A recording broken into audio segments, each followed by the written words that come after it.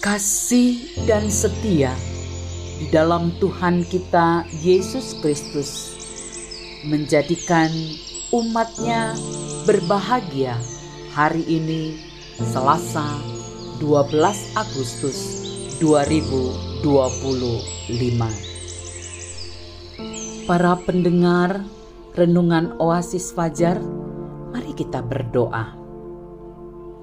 Bapa di sorga, bukti nyata bahwa kasih-Mu besar atas kami adalah ketika Engkau datang ke dalam dunia menyelamatkan kami. Oleh sebab itu, kami rindu terus untuk mendengar pengajaran Tuhan bagi kami. Beri hikmat-Mu kepada kami. Demi nama Yesus Kristus, kami berdoa. Amin. Saudara-saudaraku, pembacaan firman Tuhan terdapat dalam kitab Zefanya 3 ayat 16 hingga 20. Pada hari itu akan dikatakan kepada Yerusalem, "Janganlah takut, hai Sion, janganlah tanganmu menjadi lemah lesu. Tuhan Allahmu ada di antaramu sebagai pahlawan yang memberi kemenangan. Ia bergirang karena engkau dengan sukacita. Ia membaharui engkau dalam kasih-Nya. Ia bersorak-sorak karena engkau dengan sorak-sorai. Seperti pada hari pertemuan raya, Aku akan mengangkat malapetaka daripadamu, sehingga oleh karenanya engkau tidak lagi menanggung celah. Sesungguhnya pada waktu itu aku akan bertindak terhadap segala penindasmu, tetapi aku akan menyelamatkan yang pincang, mengumpulkan yang terpencar, dan akan membuat mereka yang mendapat malu menjadi kepujian dan kenamaan di seluruh bumi. Pada waktu itu, aku akan membawa kamu pulang, yakni pada waktu aku mengumpulkan kamu, sebab aku mau membuat kamu menjadi kenamaan dan kepujian di antara segala bangsa di bumi dengan memulihkan keadaanmu di depan mata mereka." Firman Tuhan. Saudara-saudaraku yang dikasihi Tuhan Yesus, judul Renungan Oasis hari ini, Bukti Kasih Allah. Ayat penekanan terambil dalam ayat yang ke-20. Pada waktu itu aku akan membawa kamu pulang, yakni pada waktu aku mengumpulkan kamu, sebab aku mau membuat kamu menjadi kenamaan dan kepujian di antara segala bangsa di bumi, dengan memulihkan keadaanmu di depan mata mereka. Firman Tuhan.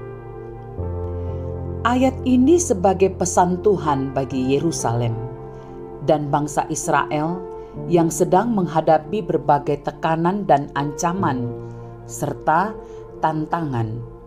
Pesan Tuhan ini menyatakan kehadiran pengharapan dari Allah di tengah-tengah ketakutan, kegentaran, atau kecemasan, agar umatnya terus mempercayai Dia.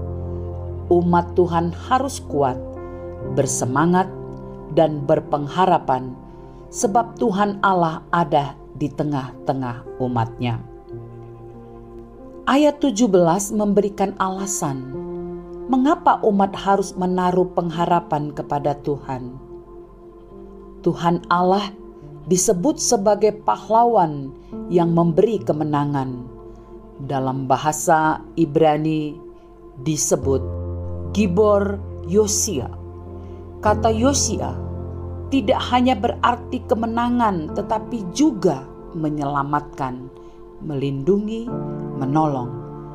Pahlawan itu adalah Allah yang memiliki kualitas kepahlawanan, kekuatan, keberanian, dan kepemimpinan yang luar biasa. Ia selalu ada di tengah-tengah umat-Nya. Tuhan Allah juga menyatakan kasih-Nya dengan menyingkirkan malapetaka.